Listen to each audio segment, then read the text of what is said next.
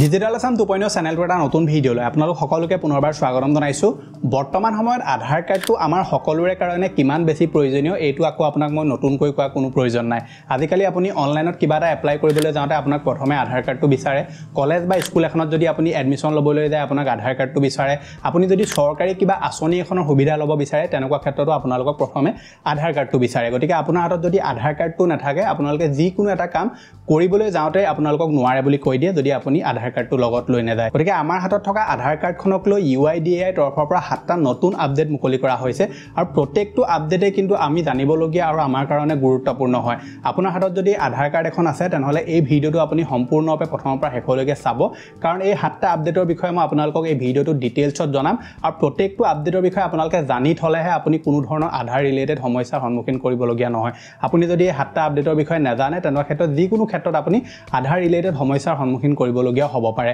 গতিকে ভিডিঅটো সম্পূৰ্ণভাৱে প্ৰথমৰ পৰা শেষলৈকে চাব এতিয়ালৈকে আপুনি ভিডিঅটোত যদি লাইক এটা কৰা নাই ফটাফট ভিডিঅটোত লাইক এটা কৰি দিয়ক আৰু চেনেলটোলৈ যদি প্ৰথম আহিছিলে আৰু এই ভিডিঅটো চাই যদি আপোনাৰ ভাল লাগে তেনেহলে চেনেলটো সাবস্ক্ৰাইব কৰিবলৈ একদম নাপাহৰিব আহক এতিয়া ভিডিঅটো আৰম্ভ কৰো এতিয়া ভিডিঅটো আৰম্ভ কৰাৰ আগতে আপোনালোকলৈ সৰু এটা অনুৰোধ আপোনালোকে এই ভিডিঅটো ক'ৰ পৰা চাই আছে মোক তলত কমেন্ট এটা কৰি জনাবলৈ একদম নাপাহৰিব এটা প্ৰথম যেটো আপডেট আহিছে আধাৰ কাৰ্ডৰ লগত ৰিলেটেড হেতু আহিছে ছোৱালীসকলৰ কাৰণে আৰু মহিলাসকলৰ কাৰণে আপোনালোকে নিশ্চয় দেখিবলৈ পায় যে আমাৰ যেটো আধাৰ কাৰ্ড থাকে মানে যিসকল ধৰিলক মহিলা বা ছোৱালীয়ে যেটো আধাৰ কাৰ্ড বনায় তেওঁলোকৰ আধাৰ কাৰ্ডটো বেক সাইডে লিখা থাকে ওয়াইফ অফ বা ডটাৰ অফ এনেকৈ লিখা থাকে তেওঁ যদি ধৰিলক বিবাহিত হয় তেনেহলে তেওঁ ওয়াইফ অফ লিখা থাকিব আৰু যদি তেওঁ বিবাহিত হোৱা নাই তেনেহলে ডটাৰ অফ লিখা থাকে আৰু তেওঁ ধৰিলক হাজবেণ্ডৰ নাম বা তেওঁ ফাদাৰৰ নাম বেক সাইডে লিখি থোৱা থাকে গতিকে এনেকুৱা ক্ষেত্ৰত কি হয় ছোৱালীজনী বা মহিলাগৰাকী যেটো প্ৰাইভেচি থাকে হেতু অলপ ভায়োলেট হোৱাৰ নিচিনা লাগে গতিকে UIDAI কৈছে যে এতিয়াৰ পৰা যিসকল ছোৱালী বা মহিলা আধাৰ কাৰ্ড উলিয়াব বা তেওঁলোকে কিবা আপডেটো কৰালে তেওঁলোকৰ যেটো বেক সাইডে লিখা থাকিব হেতু কেয়াৰ অফ বুলি থাকিব মানে তেওঁ যদি বিবাহিত হয় তেনেহলে কেয়াৰ অফ তেওঁ হাজবেণ্ডৰ নাম লিখা থাকিব আৰু ধৰিলক তেওঁ যদি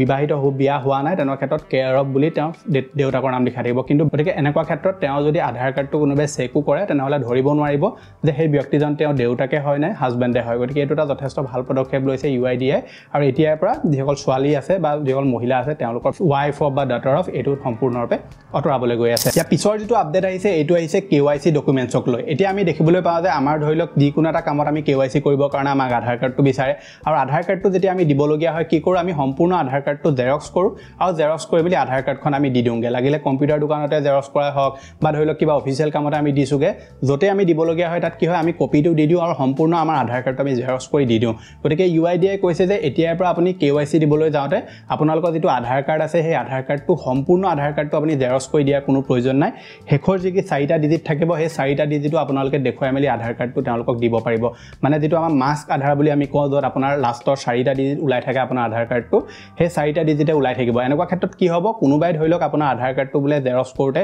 কপি এটা ৰাখি থৈ দিলে বা অফিচিয়েল আপুনি কৰবাত দিছিলে আৰু দিউতে আপোনাৰ আধাৰ কাৰ্ডটো বুলে লিক হৈ গ'ল তেনেকুৱা ক্ষেত্ৰত সেই আধাৰ কাৰ্ডটো ইউজ কৰি কোনো আপোনাৰ লগত ফ্ৰড কৰিব নোৱাৰিব বা আপোনাৰ নামত ফ্ৰড কৰিব নোৱাৰিব আমি দেখিবলৈ পাই থাকো যে বহুতো মানুহে বেলেগৰ আধাৰ কাৰ্ড লৈ মেলি লোন লৈগে বা বেলেগৰ আধাৰ কাৰ্ড লৈ কিবা স্ক্যাম কৰি থাকে আৰু পিছত সেই ব্যক্তিজন ফচিবলগীয়া হয় গতিকে এতিয়াৰ পৰা UIDAI অফিচিয়েলি তেওঁলোকে কৈছে যে আপোনালোকে যিকোনো এটা কামতে হওক ধৰিলক অফিচিয়েল কামতে হওক বা কৰবাত কিবা আপুনি দিবলগীয়া হৈছে তেনেকুৱা ক্ষেত্ৰত আধাৰ কাৰ্ডৰ আপোনাৰ লাষ্টৰ 4টা ডিজিট দেখুৱাই আপুনি যেটো মাস্ক আধাৰ আছে হেতু আপুনি তেওঁলোকক দিব পাৰিব বা জেৰক্স কৰিবলৈ হলো আপুনি মাস্ক আধাৰটো জেৰক্স কৰি তেওঁলোকক আপোনালোকে দিলেও কোনো ধৰণৰ KYC ৰিলেটেড ডকুমেন্টছত প্ৰবলেম নহব বুলি কৈছে আগবাইছা পিছৰটো আপডেটলৈ আৰু এইটোক লৈ বহুতো মানুহ কনফিউজ হৈ আছে যে আধাৰ কাৰ্ড একচুয়ালি কোনে আপডেট কৰিব লাগিব কাৰণ আপোনালোকে নিউজত শুনিবলৈ পাই থাকে যে সোনকালে আপুনি আধাৰ কাৰ্ডটো আপডেট কৰি লওক আধাৰ কাৰ্ডটো আপডেট নকৰিলে আপোনাৰ আধাৰ কাৰ্ডটো বন্ধ হৈ যাব এনেকুৱা ধৰণৰ আপুনি নানান কথা শুনিবলৈ পাই থাকে এতিয়া আপোনালোকক মই ভালকে কৈ দিও যে আধাৰ কাৰ্ডটো একচুয়ালি আপডেট কোনে কৰিব লাগিব আৰু আধাৰ কাৰ্ডৰ যেটো আপডেটৰ লাষ্ট ডেট আছিল হেতু বহাই এতিয়া 14 জুন কৰি দিলে আপুনি 14 জুনলৈকে আপোনাৰ যি ডেমোগ্ৰাফিক ডাটা আছে হেখিনি যদি আপুনি আপডেট কৰাব বিচাৰিছে তেনে ক্ষেত্ৰত ফ্ৰীতে আপুনি আপগ্ৰেড কৰিব পাৰিব ঘৰতে এতিয়া আধাৰ কাৰ্ডটো কোনে আপগ্ৰেড কৰিব লাগিব যিসকলৰ ধৰিলক আধাৰ কাৰ্ড বনোৱা 10 বছৰমান হৈ গল তেওঁলোকে আধাৰ কাৰ্ডটো আপডেট কৰিব লাগিব আপোনাৰ যদি আধাৰ কাৰ্ডটো বুলে 10 বছৰ পুৰণা হয় তেনে ক্ষেত্ৰত আপুনি আধাৰ কাৰ্ড আপডেট কৰিব লাগিব আপোনাৰ ফটো আপুনি আপডেট কৰিব পাৰে আপোনাৰ ধৰিলক যি ডেমোগ্ৰাফিক ডাটা আছে কিবা যদি আপডেট কৰিবলগীয়া আছে কৰিব পাৰে আৰু আপুনি যদি এইখিনি বস্তু আপগ্ৰেড নকৰে তেনে ক্ষেত্ৰত আপোনাৰ আধাৰ কাৰ্ডটো তেওঁলোকে ইনভেলিড হৈ যাব বুলি কৈছে কিন্তু ইয়াৰ যেটো টাইম আছে হেতু তেওঁলোকে আজি 2 বছৰমান বা বহাই গৈয়ে আছে আৰু এই সম্পূৰ্ণ প্ৰচেছটো এই কাৰণে তেওঁলোকে কৰিছে যাতে আধাৰ ৰিলেটেড কোনো ধৰণৰ আপোনাৰ লগত ফ্ৰড হ'ব নোৱাৰে কাৰণ এজন ব্যক্তিৰ 10 বছৰৰ পাছত তেওঁ সম্পূৰ্ণ চেহেৰাটো বেলেগ হৈ যায় গতিকে 10 বছৰৰ আগত যদি আপোনাৰ আধাৰ কাৰ্ডটো বনাইছিলে আপুনি তেনে ক্ষেত্ৰত আধাৰ কাৰ্ডটো আপুনি আপডেট কৰি লওক বা আপোনাৰ চেহেৰাটো যদি টোটালি চেঞ্জ হৈ গ'ল আগত যেতিয়া আপোনাৰ আধাৰ কাৰ্ডটো আপুনি বনাইছিলে তেতিয়া বেলেগ আছিল এতিয়া বেলেগ হৈ গ'ল বোলে আপুনি কলেজত পঢ়ি থাকোঁতে বনাইছিলে এতিয়া আপোনাৰ চেহেৰাটো টোটালি চেঞ্জ হৈ গ'ল আপোনাক ধৰিবই নোৱাৰে আধাৰ কাৰ্ডত থকা ফটোখনক লৈ তেনে ক্ষেত্ৰত আপুনি আধাৰ কাৰ্ডটো আপডেট কৰি লওক আৰু লগতে আপোনাৰ যেটো আধাৰ কাৰ্ডৰ এড্ৰেছ হেতু বোলে আপুনি চেঞ্জ কৰিলে ধৰি লওক আপোনাৰ আধাৰ কাৰ্ডটো বনাওঁতে আপুনি বেলেগত আছিলে এতিয়া বেলেগলৈ গুচি আহিলে তেনে ক্ষেত্ৰত আপুনি আধাৰ কাৰ্ডটো আপগ্ৰেড কৰি লওক যিসকলে আধাৰ কাৰ্ডটো বনাওঁতে তেওঁলোকৰ যিখিনি ডকুমেন্টছ আছিলে সেইখিনি ধৰি লওক বেলেগৰ ডকুমেন্টছ দি বনাইছিলে মানে আপোনাৰ দেউতাৰ ভাগৰ ডকুমেন্টছ দি বনাইছিলে মা ভাগৰ ডকুমেন্টছ দি বনাইছিলে আৰু আধাৰ কাৰ্ডটো আপোনাৰ 10 বছৰ যদি বনোৱা হোৱাও নাই তেনে ক্ষেত্ৰতো আপুনি নিজৰ ডকুমেন্টছ দি আধাৰ কাৰ্ডটো আপুনি আপগ্ৰেড কৰোৱাই লওক এনেকুৱা নকৰা ক্ষেত্ৰতো বহুতো লোকৰ আধাৰ কাৰ্ডটোত ইনভেলিড হৈ যায় গাঁৱৰ আমি বিশেষকৈ দেখিবলৈ পাওঁ বহুতো মানুহে কি কৰে এটা আধাৰ কাৰ্ড তেওঁলোকে বনায় আৰু একেটা ডকুমেন্টছ দি দিয়ে তেওঁলোকে আধাৰ কাৰ্ডটো বনাই লয় এইটো কিয় হয় মই আপোনাক হেতু কৈ দিছো আগতে কি হৈছিলে আমাৰ আধাৰ কাৰ্ডটো যেতিয়া বনিছিলে কোবা হস্পিটেলত বনাইছিলে কোবা কলেজত বনাইছিলে মানে যতে ততে আধাৰ কাৰ্ড বনাইছিলে আৰু মানুহে যিকোনো ধৰণৰ ডকুমেন্টছ দি আধাৰ কাৰ্ড বনাই লৈছিলে যিসকল লোকে তেনেকৈ বনাই লৈছিলে যি ডকুমেন্টছ দি মেলি তেওঁলোকৰ আধাৰ কাৰ্ডবিলাক ইনভেলিড হৈ যায় আৰু কাম নকৰা হৈ যায় গতিকে আপুনি যদি তেনেকৈ ডকুমেন্টছ দি বনাইছিলে সোনকালে আপুনি আধাৰ কাৰ্ডটো আপগ্ৰেড কৰোৱাই ল'ব 14 জুনলৈকে আপুনি যিকোনো ধৰণৰ ডেমোগ্ৰাফিক ডাটা আপোনালোকে ফ্ৰীতে আপগ্ৰেড কৰাব পাৰিব কিন্তু বাকি কিবা ধৰি লওক ফটো ৰিলেটেড বা অন্য যিকোনো ধৰণৰ আপুনি ডেটা আপগ্ৰেড কৰাবলৈ হ'লে আপোনালোকে চেণ্টাৰ যাব লাগিব আধাৰ চেণ্টাৰ তাত গৈ মেলি 50 টকা এটা ফিজ পেমেন্ট কৰি আপুনি বাকিখিনি কাম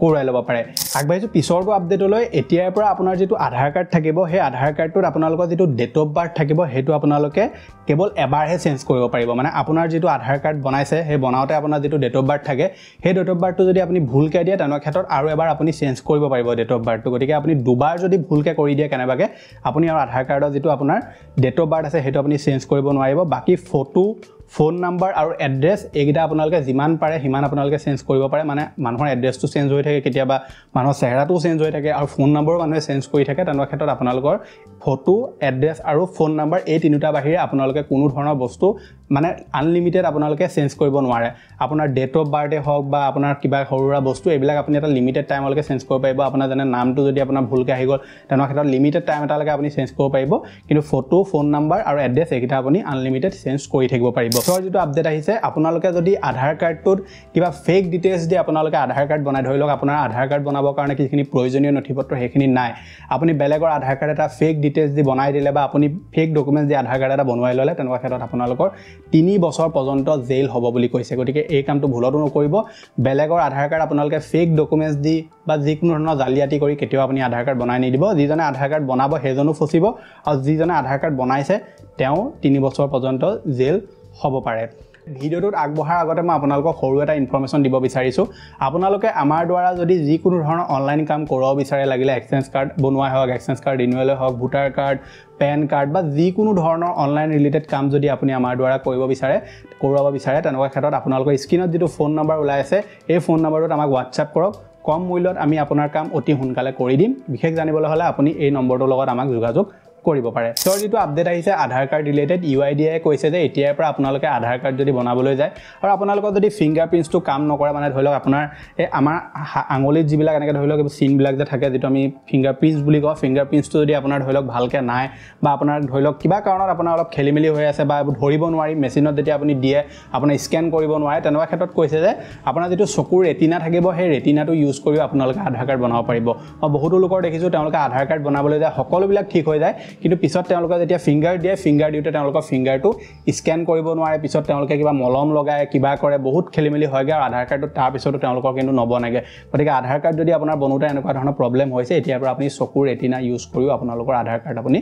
বনাব পাৰিব কাৰণ চকুৰ ৰেটিনাও মানুহৰ বেলেগ হয় যেনেকৈ ফিংগাৰপ্ৰিন্টটো আমাৰ বেলেগ থাকে চকুৰ ৰেটিনাও প্ৰত্যেকৰে বেলেগ একবাৰ পিছৰটো আপডেটলৈ আপোনালোকৰ যেটো আধাৰ কাৰ্ড থাকে সেই আধাৰ কাৰ্ডটো বহুতো লোকে নাজানে যে তেওঁলোকৰ আধাৰ কাৰ্ডটোত কোনটো ফোন নম্বৰ লিংক হৈ আছে কেতিয়াবা তেওঁলোকে কিবা কাম কৰাবলৈ যায় আৰু যেটো নাম্বাৰ দিয়ে সেই নাম্বাৰটো তেওঁলোকৰ ওচৰত নাথাকে OTP গৈ থাকে আৰু তেওঁলোকে গমেই নাপায় যে কোনটো নাম্বাৰ আধাৰ কাৰ্ডত দি থোৱা আছে গতিকে এই কামটো আপুনি অতি সহজত আপোনাৰ যেটো মোবাইল আছে মোবাইল ফোনত এটা এপ্লিকেশন ডাউনলোড কৰি আপুনি কৰিব পাৰে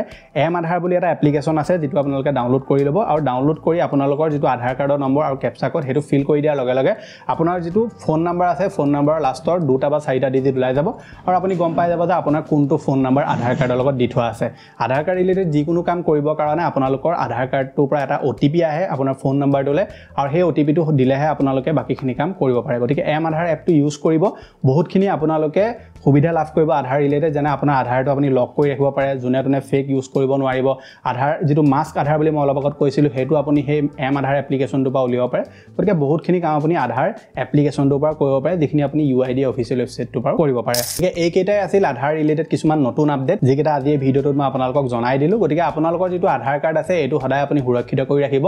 যিকোনো ঠাইত যিকোনো মানুহক আধাৰ কাৰ্ডৰ সম্পূৰ্ণ কপিটো দি নিদিব আপোনালোকে আধাৰ কাৰ্ড ক'ৰবাত দিবলগীয়া হ'লে আধাৰ কাৰ্ডৰ মাস্ক আধাৰটো ইউজ কৰিব যাতে আপোনালোক সদায় সেফ হৈ থাকে আপোনালোকে যদি নিউজ চেনেলত দেখে বা ধৰি লওক আপোনালোকে যদি এতিয়া গুগলত সাৰ্চ কৰি চাই আধাৰ ৰিলেটেড স্কেম বুলি বহুতবিলাক এনেকুৱা ফ্ৰড পাই যাব য'ত মানুহে আধাৰ ৰিলেটেড স্কেম কৰি মানুহৰ পৰা লাখ লাখ টকা লুটি লৈ গৈছে গতিকে আধাৰ কাৰ্ডে হওক পেন কাৰ্ডে হওক ভোটাৰ কাৰ্ডে হওক এইবিলাক ডকুমেণ্টছ সদায় সাৱধানে ৰাখিব যিকোনো অজ্ঞাত ব্যক্তিয়ে আপোনালৈ যদি কিবা মেছেজ ফোন কৰি আপোনাৰ পৰা OTP বিচাৰে কেতিয়াও তেওঁলোকক OTP নিদিব অজ্ঞাত ব্যক্তিয়ে যদি আপোনালৈ মেছেজ কৰি কিবা লিংক প্ৰেৰণ কৰে কেতিয়াও সেই লিংকসমূহত ক্লিক নকৰিব গতিকে ভিডিঅ'টো যদি ভাল লাগিলে ভিডিঅ'টো লাইক কৰিব আৰু এই চেনেলটো যদি প্ৰথম আহিছিলে সাবস্ক্ৰাইব কৰি ল'ব এনেকুৱা ধৰণৰ ইনফৰ্মেটিভ ভিডিঅ' ৰেগুলাৰ চাই থাকিবৰ কাৰণে লগ পাম এটা নতুন ভিডিঅ'ত আজিলৈ ধন্যবাদ